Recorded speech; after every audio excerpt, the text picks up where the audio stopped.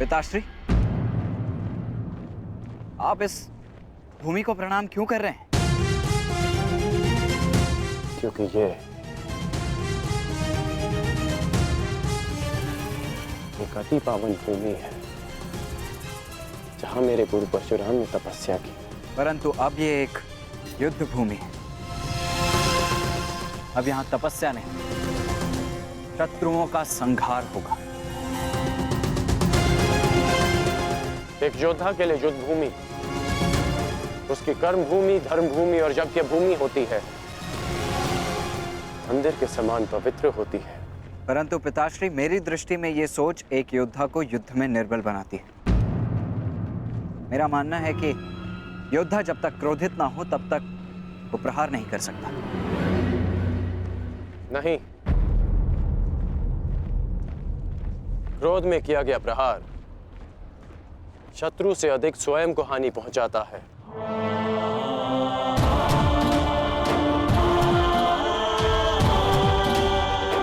परंतु ये तुम्हारा नहीं, तुम्हारी आयु का दोष है। जब मैं भी तुम्हारी आयु का था तो ऐसा ही सोचता था। मेरे भीतर भी यही आक्रोश, यही क्रोध था।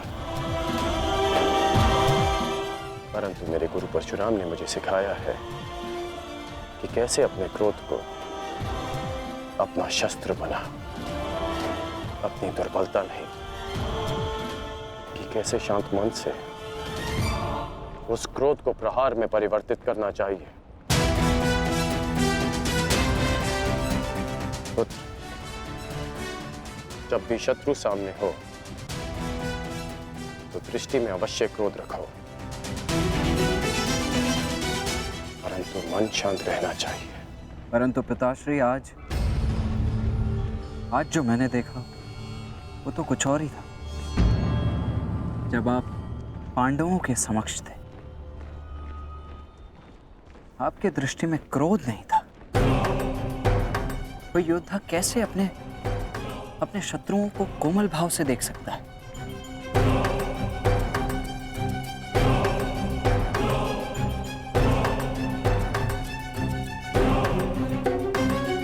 आवश्यक नहीं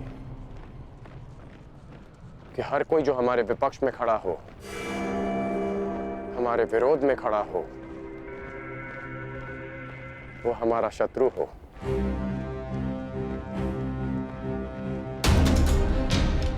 शत्रु हमारे भीतर होता है, जो बीते कर्मों का फल बनकर हमें सर्प की भांति डसता है। इसमें कोई संदेह नहीं कि भीम सबसे बली है, प्रबल योद्धा है। परंतु यह भी निश्चित है कि कुमार धृष्टद्युम्न रणनीति में सबसे कुशल और प्रहार में सबसे गतिमान है। परंतु एक सेना के 2 सेनापति कैसे हो सकते हैं धर्मराज? अब आप ही बताइए कि किसे सेनापति चुना जाए।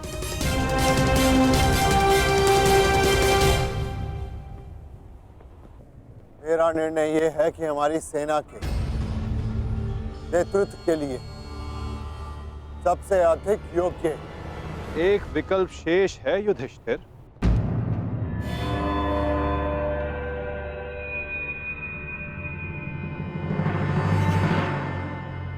कौन वासुदेव?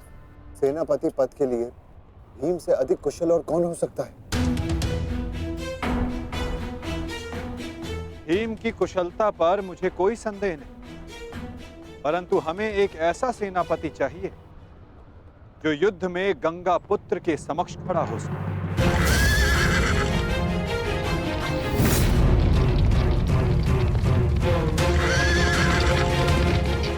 वो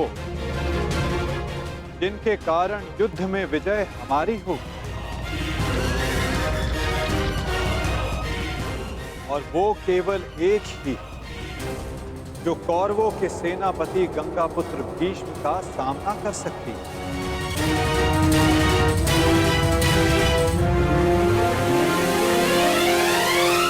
शिखंड।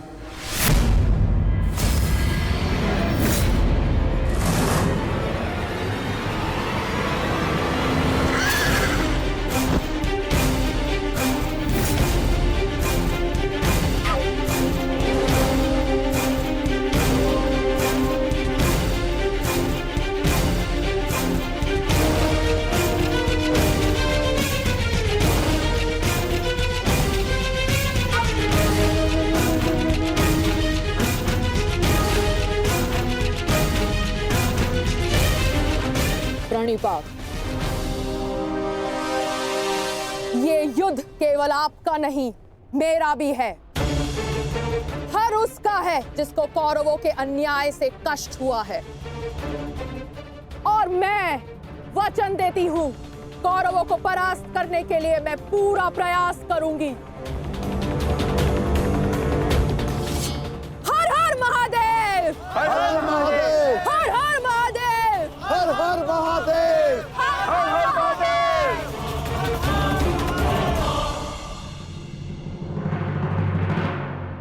एक समस्या अब भी सामने है वासुदेव। हमारे पास 7 अक्षौणी सेना है और कौरव सेना 9 अक्षौणी है। हमें कोई ना कोई समाधान अवश्य निकालना होगा वासुदेव। उन पांडवों के पास 7 अश्विनी सेना है और हमारे पास 9। चिंता करने की आवश्यकता उन्हें है, हमें नहीं।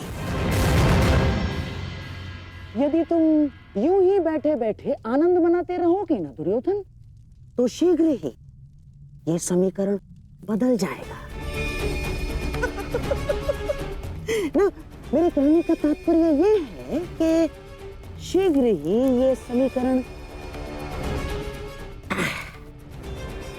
बराबर का हो जाएगा दुर्योधन। समझ गए? कैसे? मद्रराज शल्य, स्मरण है? नकुल सहदेव का मामा है वो, मामा। और हर मामा अपने भांजे के अतिरिक्त और किसी का सगा नहीं हो सकता ना?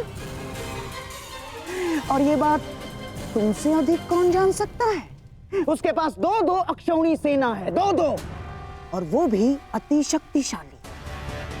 वो यदि पांडवों के पक्ष में चला गया ना, तो पांडवों की शक्ति हमसे अधिक हो जाएगी निश्चित। और हाँ, कलिंग का स्वयंवर तो स्मरण है ना तुम्हें दुर्योधन? शल्य को शत्रु का क्रोध अधिक शक्तिशाली बना देता है, देखा है तुमने? देखा है ना? और हाँ, मैंने तो ये भी सुना है कि शल्य सेना का हर एक सैनिक शल्य की इस विद्या में थोड़ा कम, थोड़ा अधिक कुशल है। ये तो चिंता का विषय है मामाश्री। नहीं होना चाहिए। शैल्य को अपने पक्ष में कैसे किया जाए? है, मेरे पास एक योजना है दुर्योधन। मद्रराज शल्य अपने वचन का पक्का है, परंतु चरित्र का थोड़ा सा कच्चा। ये स्वभाव से थोड़े रसिक भी हैं। तुम समझ रहे हो ना मैं क्या कह रहा हूँ? रसिक हैं थोड़े से। चल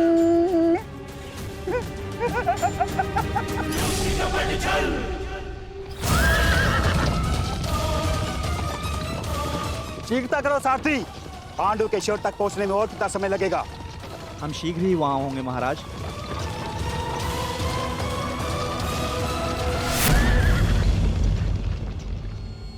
रथ क्यों रोका? मार्ग में कोई है महाराज? किसका साहस जो मद्रराज का मार्ग रोक सके? मद्रराज की कोई सूचना अनुजो? अब तक मामा श्री का कोई समाचार नहीं आया है। समझ में नहीं आता किस कारणवश उन्हें इतना विलंब हो रहा है। प्रतीक्षा केवल दुर्बल करते हैं नकुल, योद्धा केवल प्रयास करता है। युद्ध आने को है, कहीं ऐसा ना हो कि तुम प्रतीक्षा करते रह जाओ और शत्रु अपने प्रयास में सफल हो जाए। अभी युद्ध के नियम निर्धारित नहीं हुए हैं।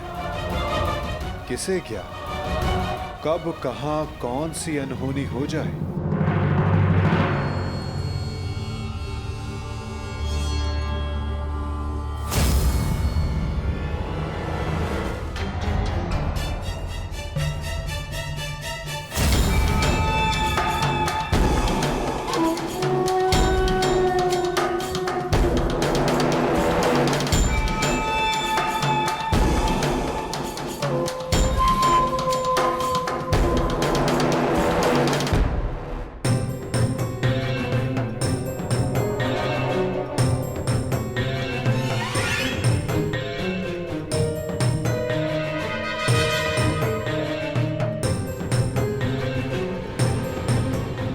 पात्र मद्रराज।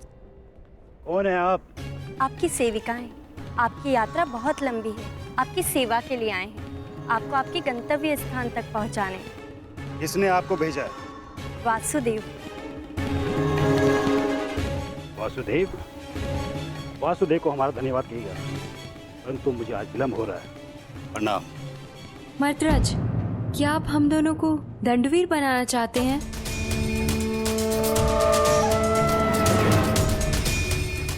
और वैसे भी युद्ध प्रारंभ होने में अभी कुछ दिन शेष हैं। मद्रराज, कहीं आप ये तो नहीं मानते कि हम इतने सुंदर नहीं हैं कि आप हमें आपकी सेवा का अवसर प्रदान कर सके? मद्रराज, युद्ध में जाने से पहले आपकी थकान का शांत होना बहुत आवश्यक है। तो क्या आप हमें ये अवसर प्रदान नहीं करेंगे?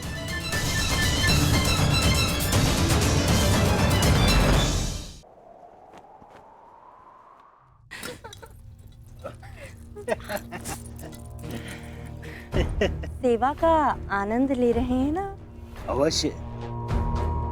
मुझे आशा नहीं थी कि वासुदेव भी इतने रसिक स्वभाव के हैं। महाराज, आपका ये पात्र मदिरा से रिक्त क्यों है?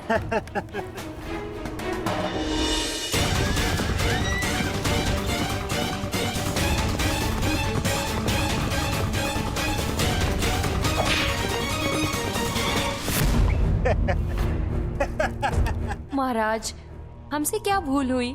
अभी तो आप युद्ध का आनंद उठाते रहे, लेकिन हमें भी तो आप अपनी सेवा का आनंद लेने दीजिए।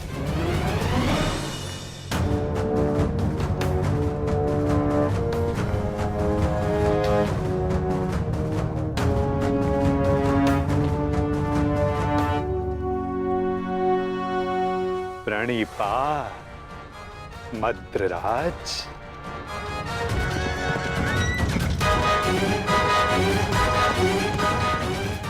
आशा करता हूँ कि इस वासुदेव से अतिथि सत्कार में कोई त्रुटि ना रह गई हो। नहीं वासुदेव, ये तो मेरे जीवन का सबसे उत्तम सत्कार था। मैं अति प्रसन्न हूँ कि ये युद्ध मैं आपकी तरफ से लड़ रहा हूँ, और युद्ध के पश्चात मैं एक बार फिर से ये सत्कार लेना चाहूंगा।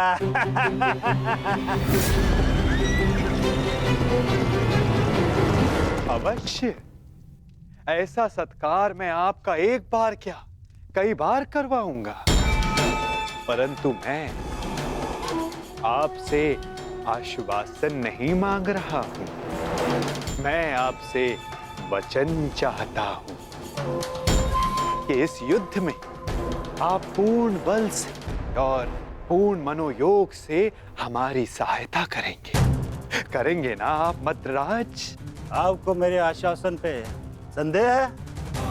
तो ठीक है, मैं आपको वचन देता हूँ कि जिसने मेरा ऐसा उत्तम सत्कार किया है, मैं युद्ध के अंत तक उसके पक्ष से लड़ूंगा।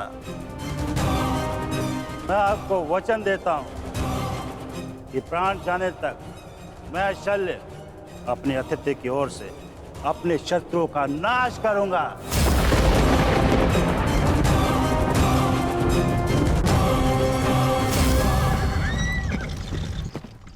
उत्तम, अति उत्तम। धन्यवाद मद्रराज, धन्यवाद। धन्यवाद मद्रराज, धन्यवाद।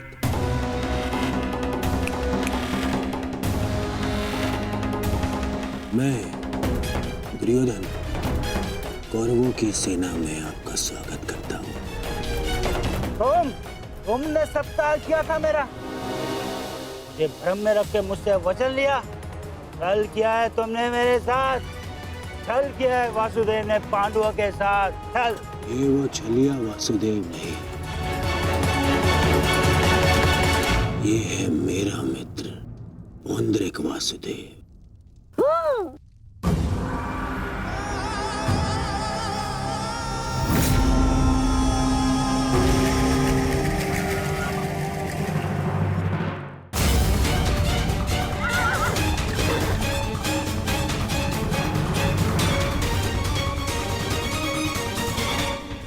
ये मामा श्री की सेना कौरवों के शिविर की ओर क्या कर रही है? ज्येष्ठ, ये सोचने का नहीं, बढ़ने का समय है। मैं तुम सबको महाराज शांत हो जाइए, शांत। आपने तो वचन दिया है, तो अब आपको कौरवों की ओर से ही लड़ना होगा और युद्ध के नियमानुसार अपने ही पक्ष के योद्धा पर प्रहार नहीं करते मद्रराज, हैं? तो आइए, कौरव दल में आपका मैं शकुनी महारथी शल्य का स्वागत करता हूं। तुम सब ने छल किया है, छल। देख लूंगा तुम्हें सबको। मामा श्री, ये सब क्या हुआ?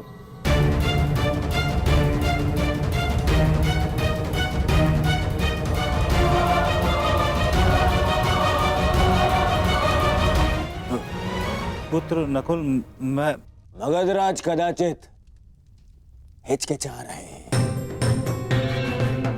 आओ पांडु पुत्रों, मिलो कौरवों के नए सहयोगी से, महारथी महाराज शल्य से। तुम क्या सुन रहे हो मामा श्री?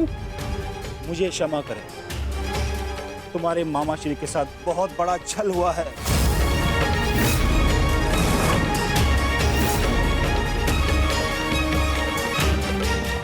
मुझे भ्रम में रखकर वचन लिया गया है मुझसे। भ्रम से ही सही, परंतु आप वचन के भार से बद्ध है मद्रराज।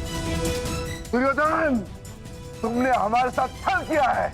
मामा श्री ने सबसे पहले हमें आश्वासन दिया था। शांत विकोदर, शांत। पांडवों को आश्वासन मिला था, परंतु कौरवों को वचन मिला है विकोदर, वचन। और वचन वचन होता है, उसे तोड़ा नहीं जा सकता। परंतु यदि महाराज शैल्य वचन भंजक होने का कलंक अपने मस्तक पर लेना चाहते तो वो यहां से जा सकते हैं। परंतु युधिष्ठिर, तुमने तो इस युद्ध को धर्म युद्ध का नाम दिया है, तो क्या तुम अपने मामा का वचन भंग करने का अधर्म अपने मस्तक पर लेना चाहोगे? बोलो युधिष्ठिर।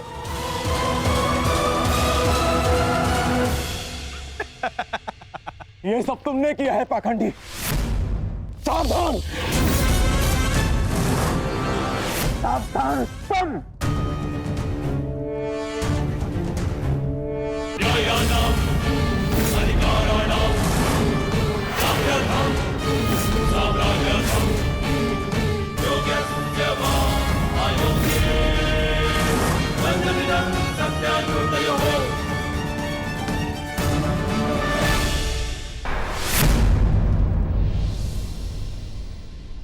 रुक जाओ दुर्योधन। नहीं मामा श्री, आज मेरे मत आइए। बहुत हो गया, बहुत हो गया इन पांडवों का। आज अभी और इसी क्षण इन पांडवों को और इस युद्ध को समाप्त कर दूंगा मैं। और मुझे भी कोई कारण नहीं दिखता कि मैं तुम दोनों को अभी उसी समय समाप्त न कर डालूं। कारण है मेरे पास भीम, है कारण, परंतु वो कारण मैं तुम्हें नहीं बताऊंगा, तुम्हारे ज्येष्ठ भ्राता युधिष्ठिर को बताऊंगा। क्यों धर्मराज, आप तो स्वयं धर्म के प्रतीक हैं। आपसे ऐसे अधर्म की आशा नहीं की थी मैंने। और धर्म आपने किया है मामा श्री। आपने मामा श्री शल्य को अपनी चाल में कोई छल नहीं किया, कोई अधर्म नहीं किया है मैंने।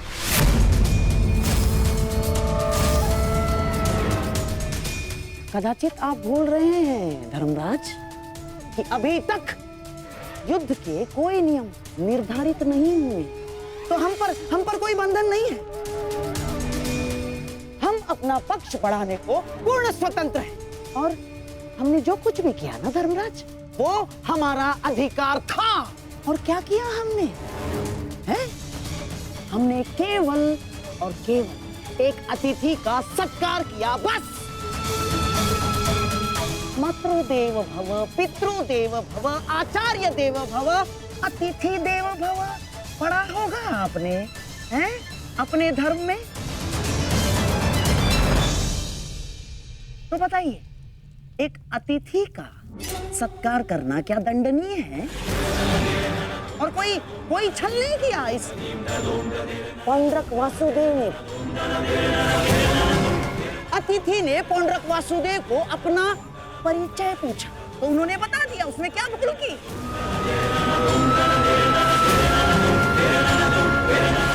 और हाँ, आपके मामा श्री शल्य पर हमने कोई दबाव नहीं डाला, ना ना ना ना ना ना, बिल्कुल दबाव नहीं डाला। अपितु हमारे आतिथ्य से प्रसन्न होकर हमारे साथ रहने का उन्होंने हमें वचन दिया स्वयं।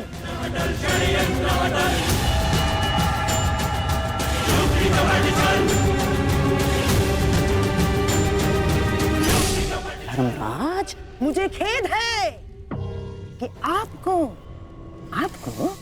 मुझे धर्म समझाना पड़ रहा है। आपको क्या आपने धर्म शब्द का उच्चारण किया गांधार राज?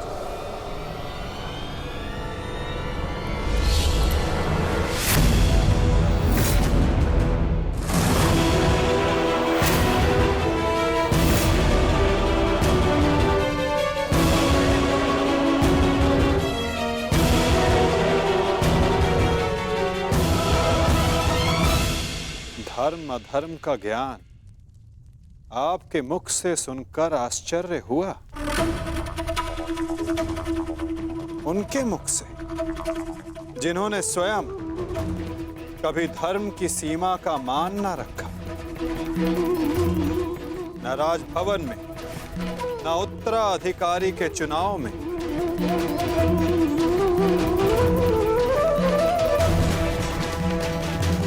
न द्यूत क्रीड़ा में, न दूत के सत्कार में। और आप धर्म की बात करते हैं गांधार राज? इनसे और क्या अपेक्षा की जा सकती है माधव? आज तक अधर्म और छल के अतिरिक्त इन्होंने हमें दिया ही क्या है? अब ये मामाश्री का धर्म है, वो ही बताएंगे कि उन्होंने किस और से युद्ध करने का निर्णय लिया है। मेरा भी तो प्रश्न यही है, परंतु कुछ भी कोई भी निर्णय लेने से पूर्व एक बार तनिक सोच लीजिएगा। हाँ? इस बात का स्मरण रखिएगा कि एक राजा का अपने नियम को तोड़ना अशोभनीय, निंदनीय होता है।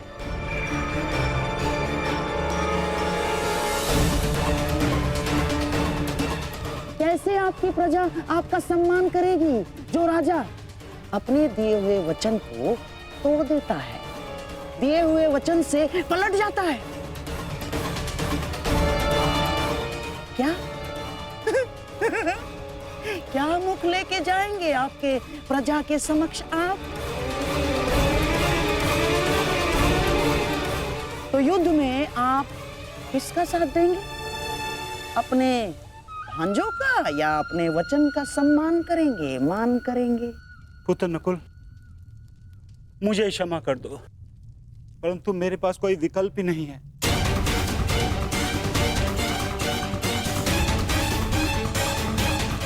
मुझे अपने वचन के मान के लिए इन कौरवों का पक्ष चुनना ही होगा।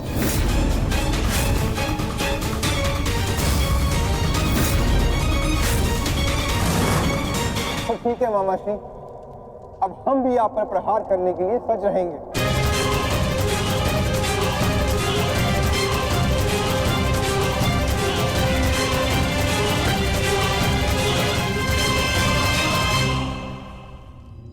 आपको इस निर्णय का गंभीर परिणाम भुगतना होगा। ये मेरी प्रतिज्ञा है।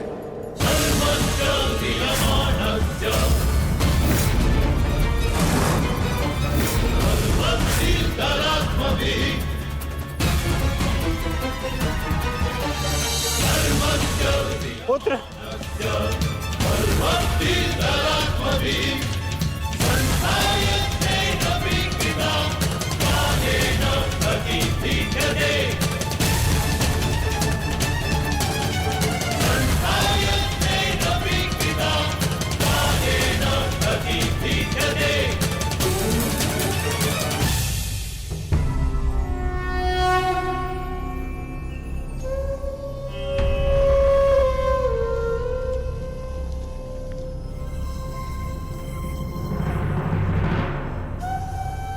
चलिए,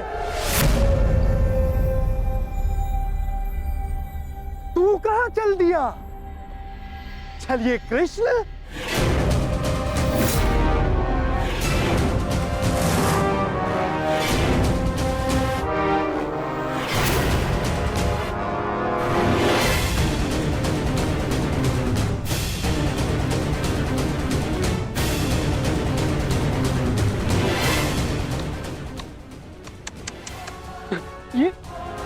ये क्या देख रहा हूं? वो कृष्ण जिसके मुख से मुस्कान कभी जाती ही नहीं थी, आज वो इतना गंभीर मुख बनाकर बैठा है, इतना विद्रूप मुख बनाकर बैठा है। तनिक सोचो, युद्ध के पूर्व ही तुम्हारी ये दशा है, तो युद्ध के पश्चात तुम्हारी कैसी दशा होगी? अब मुझे तुम्हें देखकर क्रोध नहीं आता, दया आती है, दया।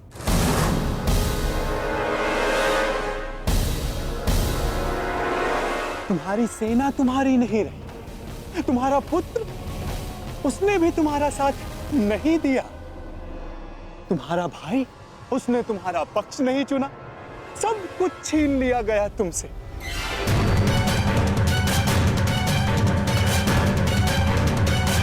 अरे हाँ, मुझे तो अभी स्मरण हुआ, तुम तो बड़ा मायावी बनते हो ना, तो क्यों नहीं रोक लेते ये सब?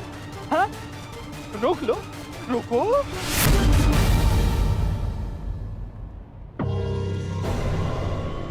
अरे हाँ, विचार करने वाली बात तो ये, जब मैंने तुमसे तुम्हारा सब कुछ छीन लिया, तो तुम उस सुदर्शन चक्र का क्या करोगे?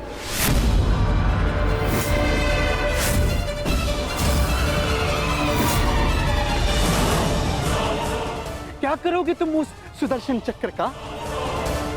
मेरी वस्तु मुझे वापस दे दो, मुझे मेरा सुदर्शन चक्र वापस दे दे पाखंडी कृष्ण। बस पाखंडी, मत भूल तू किसके समक्ष खड़ा है। चांद, चांद बालक, चांद, ये मत भूलो, जब दो महापुरुष अति मानव वार्ता कर रहे हो, तो एक साधारण बाण चलाने वाले को मौन रहना चाहिए।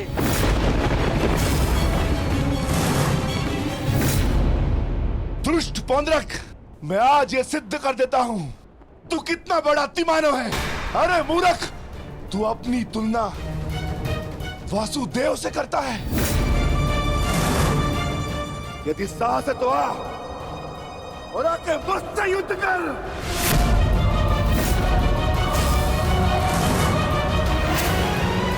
मूर्ख तो तुम पांडु पुत्र हो।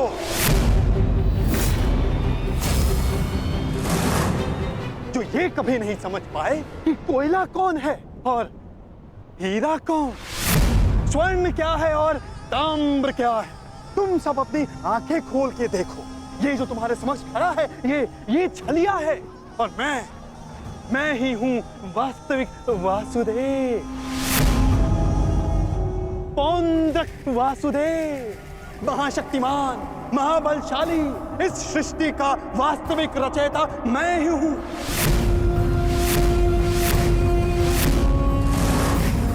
यदि मैं चाहूं तो तुम सबको एक क्षण में तुम सबका अंत कर सकता हूं। इसलिए मुझे मेरा अस्त्र उठाने के लिए पौंड्रक,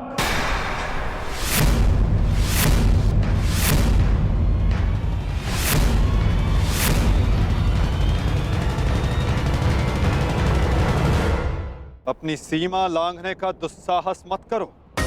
मैं तुम्हें पहले भी चेतावनी दे चुका हूं और आज अंतिम चेतावनी देता हूं। मुझे वो करने के लिए बाध्य मत करो जिसके पश्चात तुम्हें पश्चाताप करने तक का अवसर ना मिले।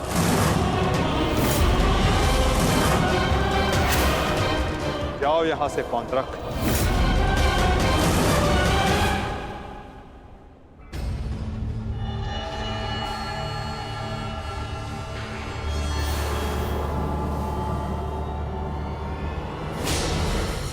अवसर तू मुझे देगा, मुझे, वास्तविक वासुदेव को, पौंड्रक वासुदेव को। अवसर तो मैं तुझे नहीं दूंगा।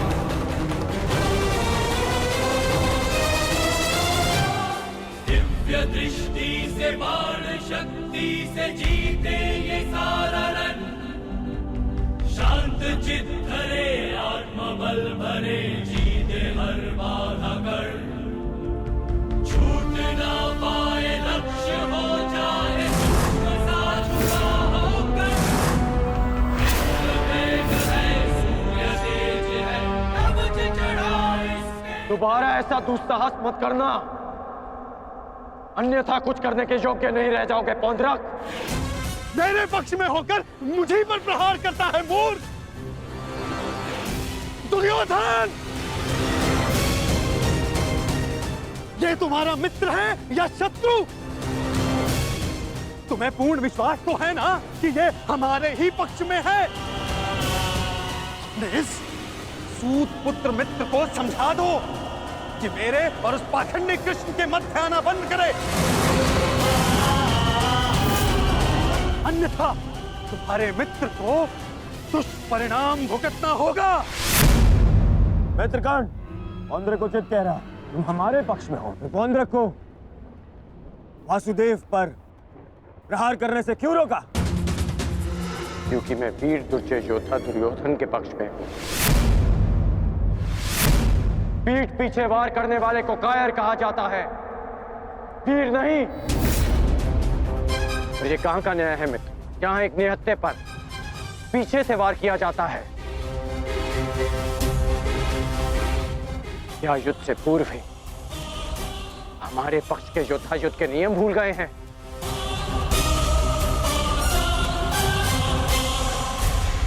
तुमने ऐसा सोचा भी कैसे? तुम इस भांति वासुदेव को वश में कर लोगे? सत्य को पहचानो मित्र, अपने नेत्र खोलो। नेत्र तो तुम्हारे बंद है मित्र। ये छलिया कोई अवतार नहीं है, केवल मायावी है। शांति सभा में जो कुछ भी घटित हुआ केवल इस छलिए की माया थी, माया थी वो।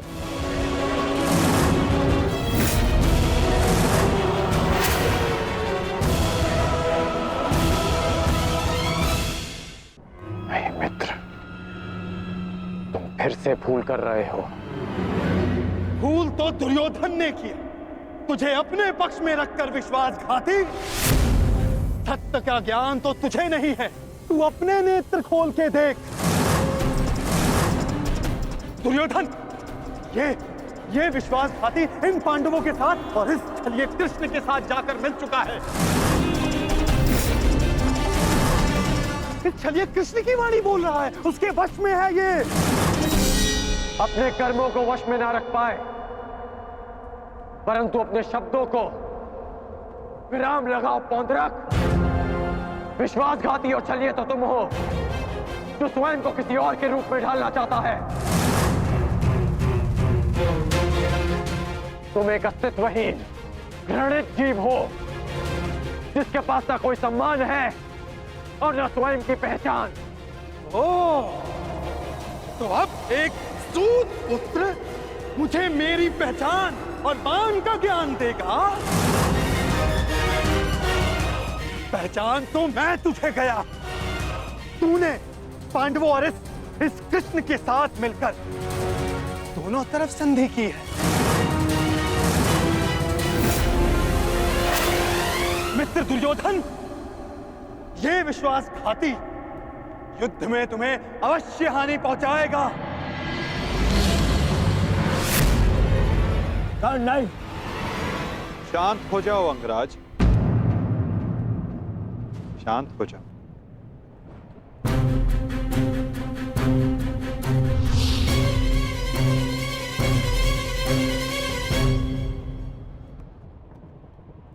उचित ही तो कहा था पौंद्रक ने। आज मेरा हर अपना, मेरा हर संबंधी मेरे विपक्ष में खड़ा है, और अब तो मेरा नाम भी मेरा नहीं रहा, उसे पौंद्रक ने ले लिया। सत्य कहा तुमने पौंद्रक, तुम्हें वो अवश्य मिलना चाहिए जिसके तुम अधिकारी हो।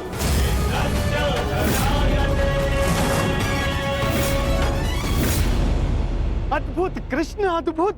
आज प्रथम बार तेरे मुख से सत्य निकला है छलिए। तो अब मुझे वो सुदर्शन चक्र दे दे जिसका वास्तविक अधिकारी मैं हूं। दे मुझे वो सुदर्शन चक्र। ठीक है पौंद्रक, मैं इसी क्षण दोनों पक्षों को साक्षी मानकर तुम्हें वो देता हूं जिस पर तुम अपना अधिकार समझते हो।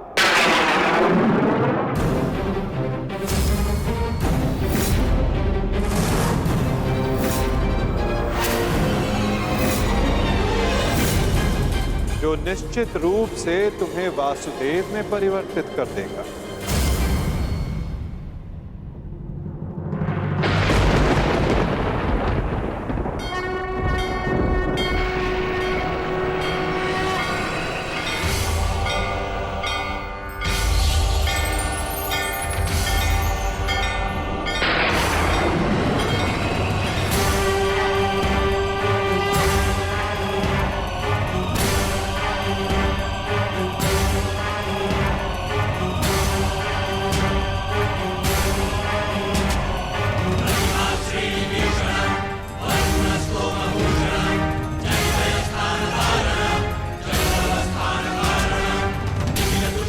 ये लो पौंद्रक, वो अस्त्र जिसका वास्तविक वासुदेव के पास होना अनिवार्य है।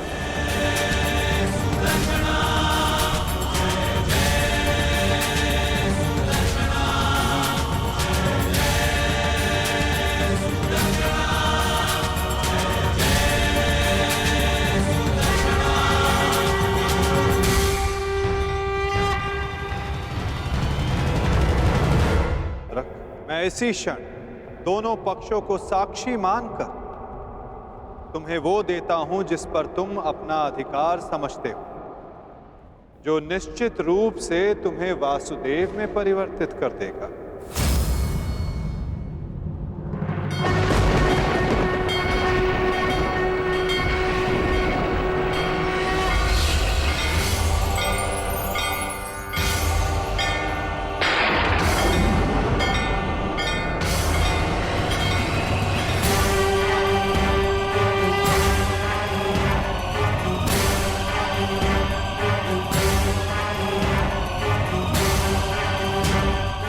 ये लो पौंद्रक, वो अस्त्र जिसका वास्तविक वासुदेव के पास होना अनिवार्य है।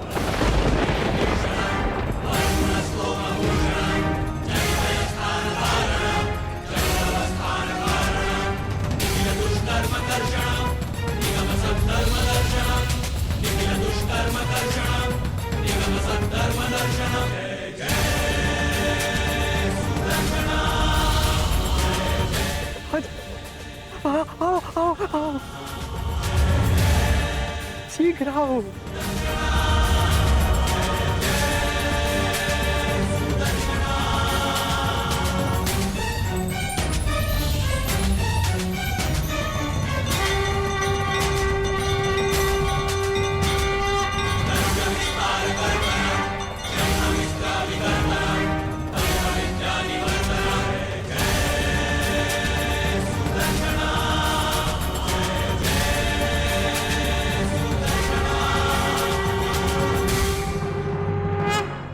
अंततः वो समय आ गया जिसकी मुझे बरसों से प्रतीक्षा थी।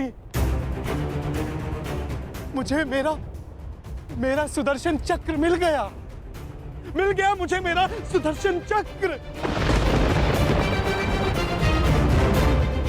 अब मुझे परास्त कोई नहीं कर सकता, क्योंकि मैं अब सर्वशक्तिशाली हूं। मैं वासुदेवा।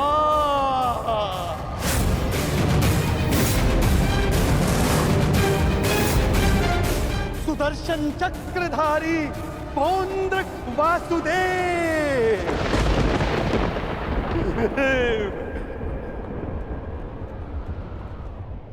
अब समझा मूर्ख सूत पुत्र कि वास्तविक वासुदेव कौन है? तेरे इस छलिए कृष्ण ने भी स्वयं यहां स्वीकारा कि वास्तविक वासुदेव कौन है। यदि अब तूने मुझ पर कोई प्रहार करने का दुस्साहस किया तो अब तू भली भांति जानता है कि मुझसे बुरा और कोई नहीं होगा। क्षण भर में वध कर दूंगा तेरा।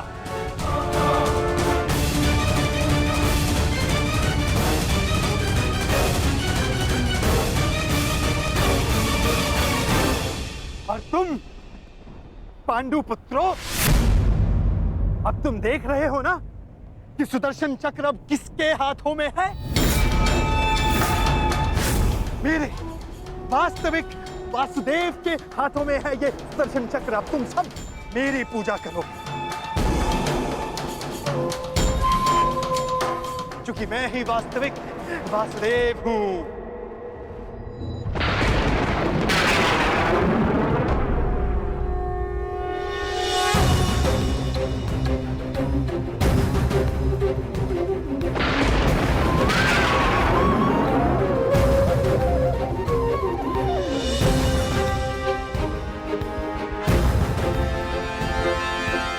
चक्र का भार क्यों बढ़ता जा रहा है?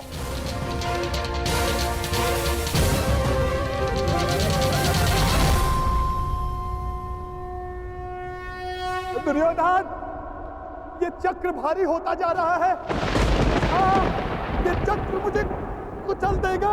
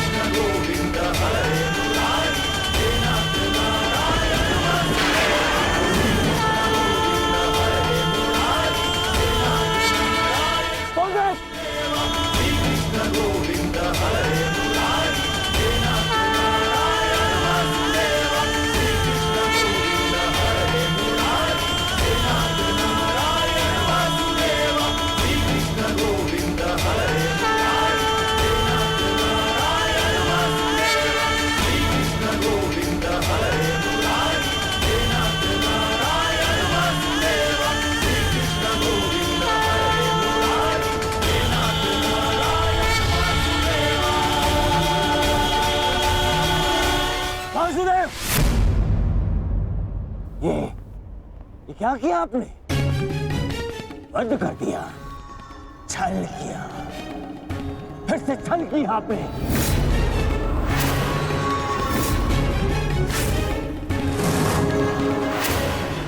ये उचित नहीं किया आपने वासुदेव, नहीं किया उचित।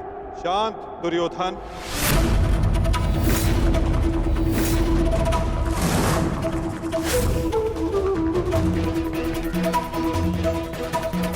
इतना क्रोधित क्यों हो रहे हो गांधारी नंदन?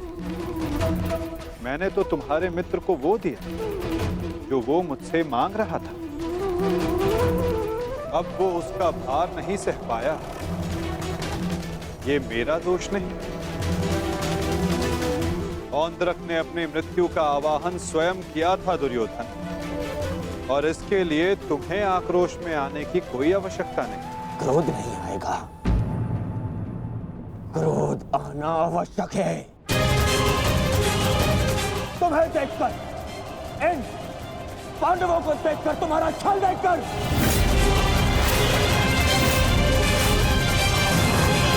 कैसा छल दुर्योधन?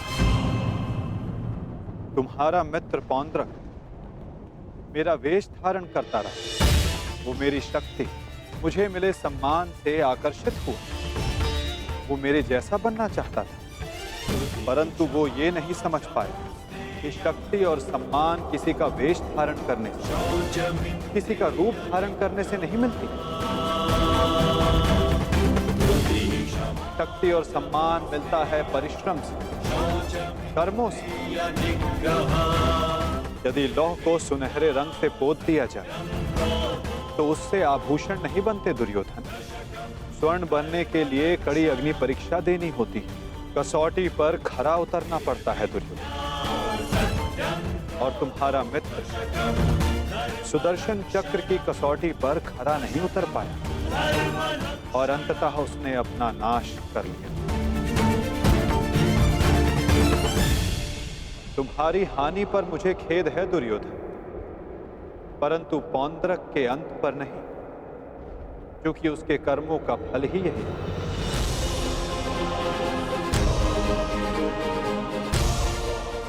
अब आज्ञा दे युवराज।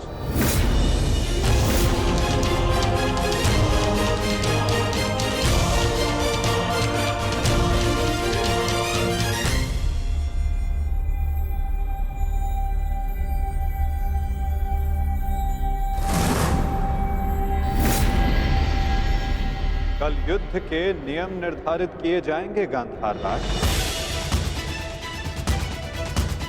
जब युद्ध क्रीड़ा में नियम निर्धारित किए जा रहे थे तब वहां मैं उपस्थित नहीं था, परंतु इस बार उत्सुक हूं ये जानने के लिए कि इस युद्ध में अपनी विजय के लिए आप क्या नियम बनाएंगे गांधार राज।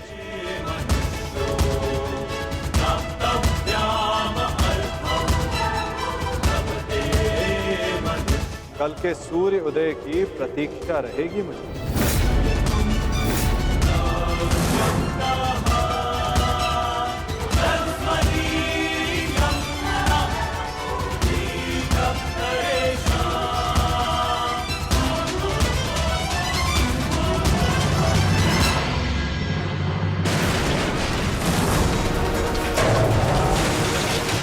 क्या हो गया? ये क्या कर रहे हो तुम? हाँ, देखो दुर्योधन, देखो। नहीं दुर्योधन। मैं उस वासुदेव को नहीं छोड़ूंगा।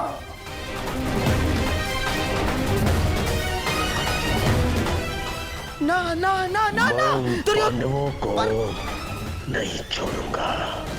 ये क्या कर रहे हो? क्या कर रहे हो तुम दुर्योधन? ईश्वर के लिए शांत हो जाओ। देखो कुछ नहीं होगा, मैं बता रहा हूँ, विश्वास रखो मुझ पर। आप शांत हो जाइए, अन्यथा मैं आपको शांत कर दूंगा।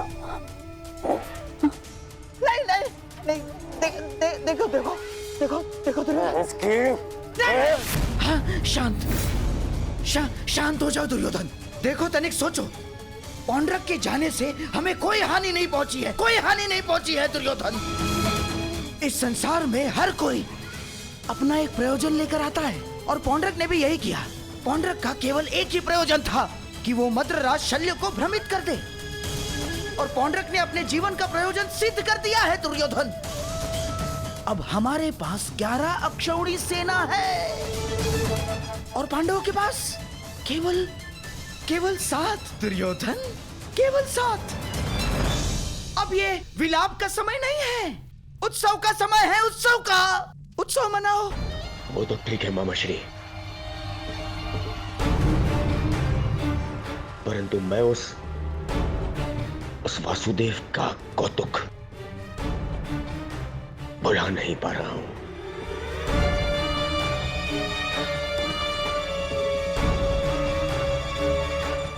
हाँ हाँ, देखो सब ठीक हो जाएगा दुर्योधन। हाँ? तुम बैठो बैठो बैठो। अब ये सब कुछ छोड़ो ना दुर्योधन। देखो, युद्ध में वो कृष्ण छलिया कुछ नहीं कर पाएगा। पूछो क्यों? तो निहत्था है वो। अब इस समय हमारा पक्ष सबल है, हमारा पक्ष, और पासा हमारे हाथ में है दुर्योधन, हमारे हाथ में। कैसा पासा? अब देखो, कल युद्ध के नियम निर्धारित किए जाएंगे। ऐसे नियम बनाऊंगा कि पांडव पक्ष आ जाएगा, और फिर वो छलिया कुछ नहीं कर पाएगा, वो छलिया।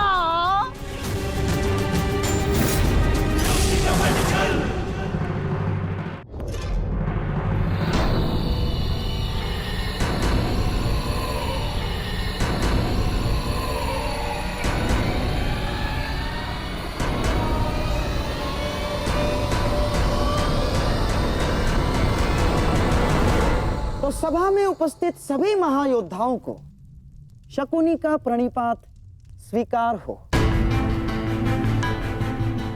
जैसे कि हम सब जानते हैं कि हम सभी एक महायुद्ध में भाग लेने जा रहे हैं, परंतु बड़े खेद के साथ एक बात सूचित करना चाहूंगा इस सभा में। जैसे कि हम अर्थात कौरवों पर हमेशा से, सदा से लांछन लगते आ रहे हैं, आरोप लगते आ रहे हैं कि हम छल करते हैं, हम कुचक्र करते हैं, हम षड्यंत्र रचते हैं, है ना वासुदेव? चाहे वो युद्ध हो या द्यूत। इसीलिए आपके मन से वो भ्रम निकालने के लिए इस खुली सभा का आवाहन किया गया है। तो वासुदेव, क्या आपकी अनुमति है? एक चतुर गुरु जब गुरुकुल से कुछ समय के लिए बाहर जाए तो वो आश्रम के सबसे योग्य शिष्य को उसका उत्तरदायित्व कभी नहीं देता। वो आश्रम के सबसे नटखट शिष्य को ही इसका उत्तरदायित्व सौंपता है। क्योंकि जब बिलाव को माखन की रखवाली के लिए स्वयं बिठा दिया जाए तो किसका साहस कि वो माखन चुरा सके। अर्थात आपको भी अनुमति अवश्य है गांधार राज।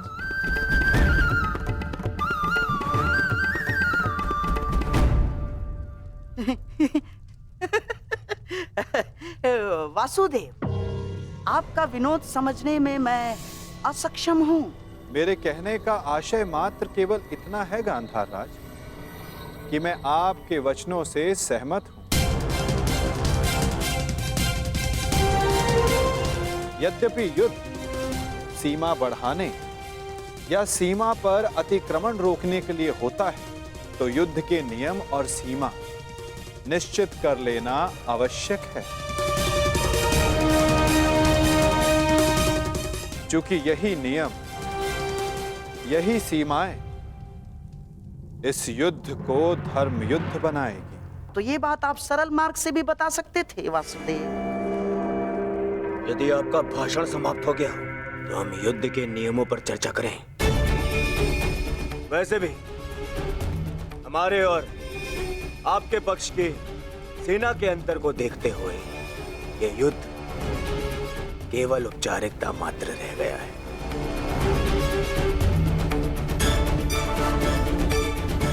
नियम बने या ना बने, हमारी विजय निश्चित है।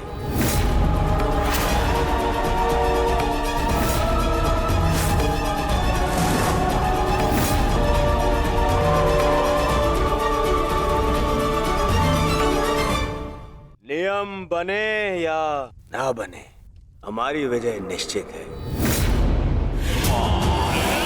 इस आत्मविश्वास का कोई एक कारण तो बताओ।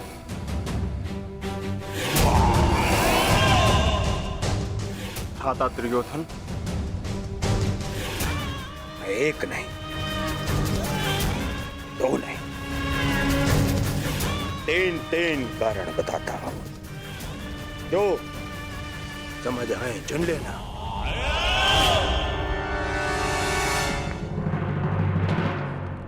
पहला कारण, पितामह भीष्म,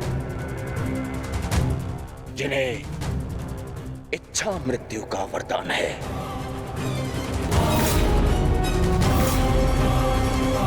दूसरा कारण,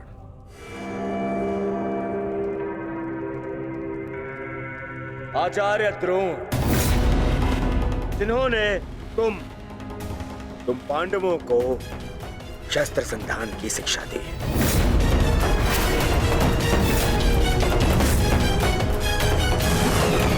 क्या इनके धनुष को काट सकने का समर्थ है तुम में से किसी के पास भी? इनका समर्थन भी मेरे पास में। तीसरा कारण,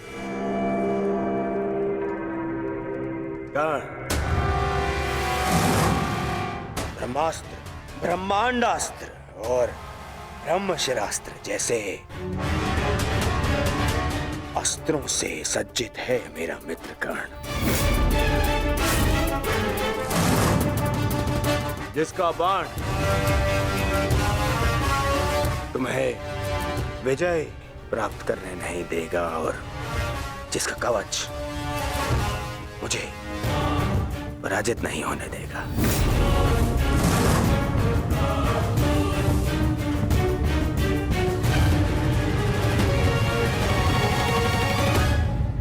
इसके अतिरिक्त मोहम्मद शकुनी, जिनकी कूटनीति का तोड़ तुम में से किसी के पास नहीं है। हाँ मोहम्मद श्री,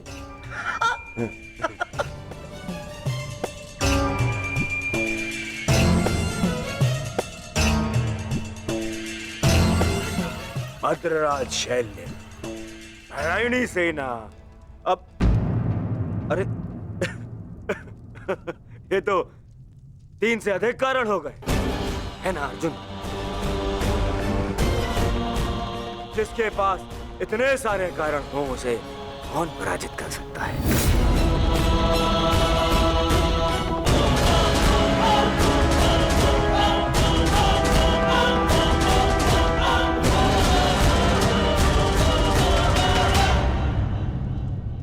विजय और पराजय का निर्णय तो युद्ध के अंतिम दिन होगा हस्तिनापुर युवराज। नियम तो केवल युद्ध का मार्गदर्शन करते हैं। अंत में कौन कितनी सीमा में रहता है और किसे सीमा तोड़ने का दंड मिलेगा, ये तो समय ही बताएगा।